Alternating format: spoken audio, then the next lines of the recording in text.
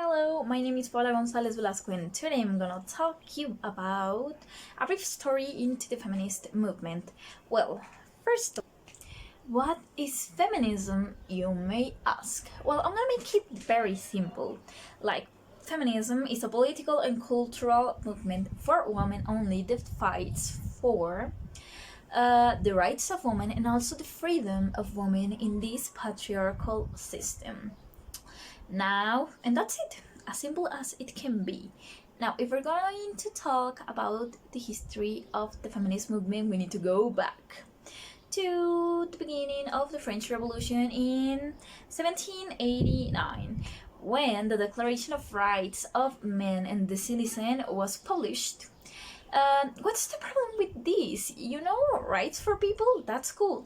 But the thing is that it didn't mention it women, not a single page about women. So, a famous activist and feminist named Olympe de Gouges took this declaration and rewrote it all, but now with female pronouns, and published. It was ignored, but it was at least a start of something new. A couple of years later, in 1792, we have Mary Wollstonecraft doing something very similar.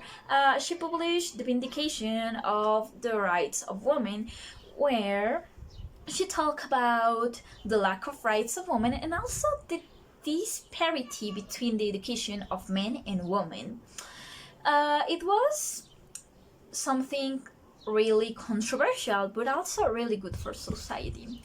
So that's before the waves started. Now we're going to the first wave of feminism.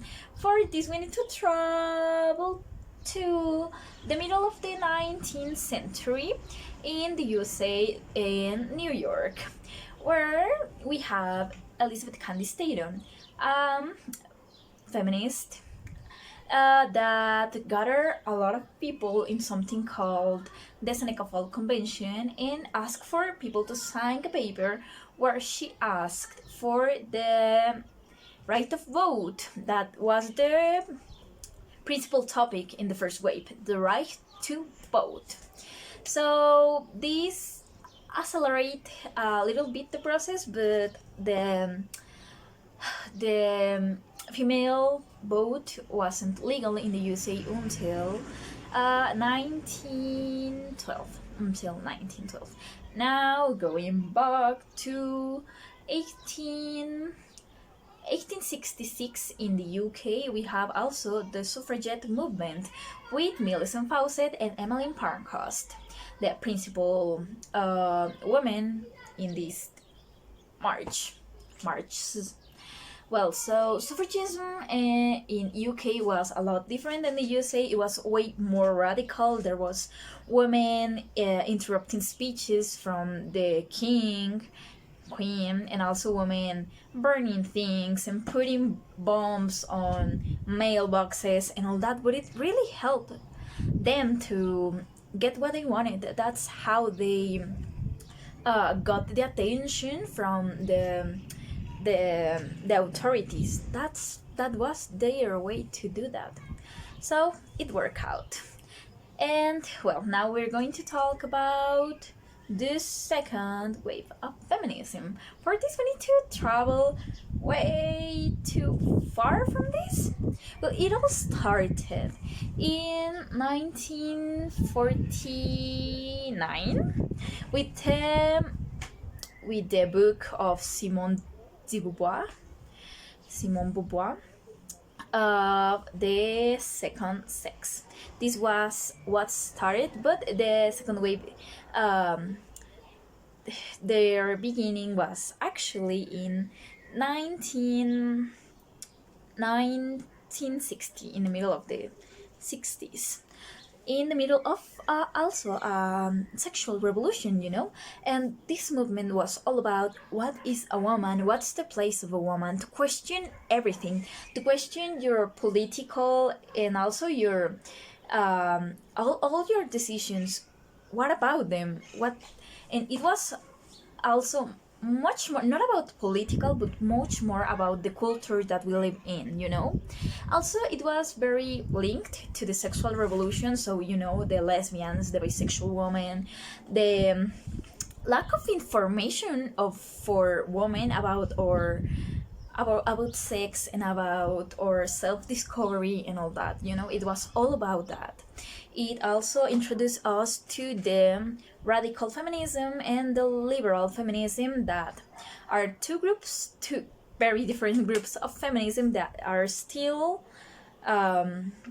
be well here with us and are still fighting for different things, but with a common point, you know. And well, that was all about. And now we go to the third wave of feminism, that it started on the 90s. Yeah, it started in the 90s and it's still the wave that we're living right now. And what is this wave about? You know, this wave is way more. It includes all women. Feminism before this used to be more like about the heterosexual white rich woman, but now it's about all women, about women of color and lesbian women and poor women, and, you know, all women. This is a movement for every woman in the world.